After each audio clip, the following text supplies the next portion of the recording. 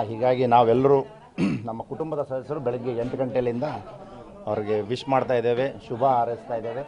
ನಾವು ಸಂಭ್ರಮದಿಂದ ನಾವೆಲ್ಲ ಕುಟುಂಬದ ಸದಸ್ಯರು, ಅವರ ಮಕ್ಕಳು ಮೊಮ್ಮಕ್ಕಳು ಎಲ್ಲರೂ ಬಂದು ನಾವು ಅತಿ ಸಂತೋಷದಿಂದ ಅವರ ಹುಟ್ಟುಹಬ್ಬವನ್ನು ಬೆಳಗ್ಗೆಯಿಂದ ಆಚರಿಸ್ತಾ ಇದ್ದೇವೆ. ಇದೇ ಸಂದರ್ಭದಲ್ಲಿ ಮಾನ್ಯ ಮುಖ್ಯಮಂತ್ರಿಗಳು ಸಿದ್ದರಾಮಯ್ಯವರು ಬಂದರು. ಇದೇ ಸಂದರ್ಭದಲ್ಲಿ ಅವರು ಒಂದು ಆಕಸ್ಮಿಕವಾಗಿ ಅವ್ರಿಗೆ ಗೊತ್ತೂ ಇದ್ದಿದ್ದಿಲ್ಲ, ನಿನ್ನೆ ರಾತ್ರಿ ಗೊತ್ತಾಗೋದ್ರಿಂದ ಅವರು ಇವತ್ತು ಮುಂಜಾನೆ ನಮ್ಮ ಅಣ್ಣವ್ರ ಮನೆಗೆ ಉಪಹಾರಕ್ಕೆ ಬಂದರು.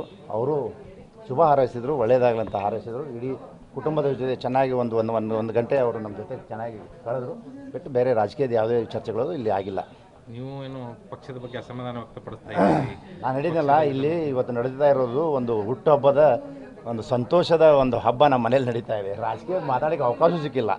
ಸಾಕಷ್ಟು ಜನ ಅವರ ಬೆಂಬಲಿಗರು ಬಂದಿದ್ದರು, ಮಾತಾಡೋಕ್ಕೂ ಸಿಕ್ಕಿಲ್ಲ. ಹಂಗೇನಾರು ಮಾತಾಡೋದ್ರೆ ಹೇಳ್ತೀನಿ, ನಾ ಏನು ಅಸಮಾಧಾನ ಇಲ್ಲ. ಲೋಕಸಭಾ ಕ್ಷೇತ್ರದ ಅದು ಅಸಮಾಧಾನ ಪಡಿಸ್ತಾ ಇದೆಯಲ್ಲ.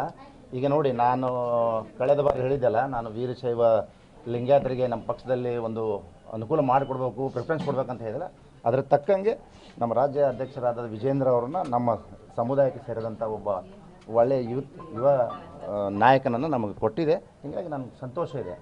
ಇದೇ ಥರ ಬರೋ ದಿನಗಳಲ್ಲೂ ವೀರಶೈವ ಲಿಂಗಾಯತ ಏನು ನಾವು ಕಾರ್ಯಕರ್ತರಿರ್ಬೋದು, ನಮ್ಮ ನಾಯಕರಿರ್ಬೋದು, ಇವ್ರ ಮೇಲೆ ನಮ್ಮ ಪಕ್ಷದವರು ಪ್ರಿಫರೆನ್ಸ್ ಕೊಡಬೇಕು, ನಮಗೆಲ್ಲ ಅವಕಾಶ ಕೊಡಬೇಕು. ಒಂದು ಬಲಾಢ್ಯವಾದಂಥ ನಮ್ಮದು ಜಾತಿ ಇದೆ. ಹೀಗಾಗಿ ನಾನು ನಮ್ಮ ಜಾತಿಗೆ ಪ್ರಿಫರೆನ್ಸನ್ನು ನಮ್ಮ ಭಾರತೀಯ ಜನತಾ ಪಾರ್ಟಿಯವ್ರು ಕೊಡಬೇಕಂತ ನಾನು ಈಗಾದರೂ ಆಗ್ರಹಿಸ್ತೇನೆ. ಅಲ್ಲ, ಈಗ ಲೋಕಸಭಾ ಕ್ಷೇತ್ರ ಟಿಕೆಟ್ ಏನಾದರೂ ಕೇಳಿದ್ದಾರೆ ಸರ್?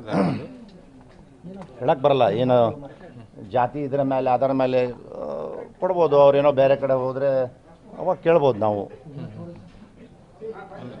ನೋಡಿ, ಅತಿ ಹೆಚ್ಚು ಲಿಂಗಾಯತರು ಇರುವಂಥ ಕ್ಷೇತ್ರಗಳು ಇವೆಲ್ಲ.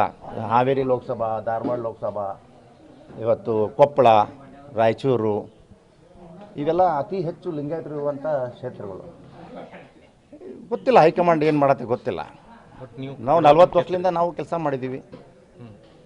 ಅದು ಹೈಕಮಾಂಡ್ ಬಿಟ್ಟಿದ್ದದು. ಕೇಳೋಕೆ ಬಿಡೋಕೆ ಇನ್ನೂ ಟೈಮ್ ಇದೆ, ನೋಡೋಣ. ಅಲ್ಲ, ಈಗೇನು ಹೇಳಕ್ಕೆ ಬರಲ್ಲ. ಮುಂದೆ ಯಾರೋ ಆಕಾಂಕ್ಷಿ ಇಲ್ಲವ್ರು ಮೊನ್ನೆ ನಮ್ಮ ಕ್ಷೇತ್ರದಲ್ಲಿ ಸೆಂಟ್ರಲ್ ಕ್ಷೇತ್ರದಲ್ಲಿ ಟಿಕೆಟ್ ತೊಗೊಂಬರಲಿಲ್ವಾ? ಯಾರೋ ಆಕಾಂಕ್ಷಿ ಇದ್ದಿಲ್ಲ. ಅವರು 10 ವರ್ಷ, ನಾನು ಇನ್ನೂ ಜಗದೀಶ್ ಶೆಟ್ಟರ್ 10 ವರ್ಷ MLA ಅಂತ ಇದ್ದರು. ಇಲ್ಲಿ ಸೆಂಟ್ರಲ್ ನಮ್ಮ ಪಕ್ಷದ ನಾಯಕ ಒಬ್ಬರು MLA ಆದವರು.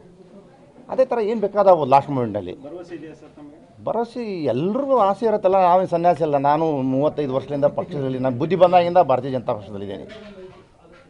ಸಹಜವಾಗಿ ಏನಪ್ಪ ಪಕ್ಷದವ್ರು ಕೊಟ್ಟರೆ ಮಾಡಬೇಕು. ಅದಕ್ಕೆ ಬಿಟ್ಟು ನಾವೇನು ರೆಬಲ್ ಆಗಲ್ಲ, ಯಾವುದೇ ಪಕ್ಷ ವಿರೋಧಿ ಮಾಡಲ್ಲ. ಕೊಟ್ಟರೆ ಬಂದರೆ ಬಿಡಲ್ಲ. Okay sir, thank you sir.